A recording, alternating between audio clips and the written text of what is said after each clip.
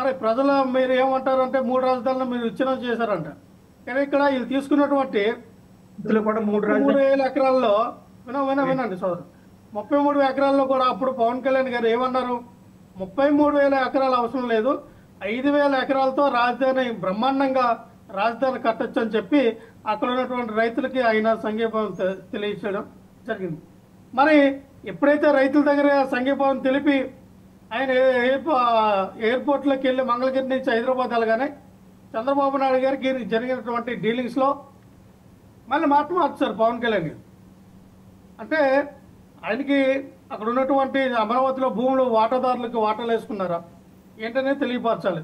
3 పంటలు పండే భూములు అవి. మీరు ఇటువంటి ఆధారాలు లేని ఆరోపణలు చేయకండి. ఫస్ట్ మీరు ఇలా ఆధారాలు లేని ఆరోపణలు చేస్తే మీకు ప్రజలు బుద్ధి చెప్పారు. మళ్ళీ ఇప్పుడు కూడా అటువంటి ఆరోపణలే చేస్తున్నారు.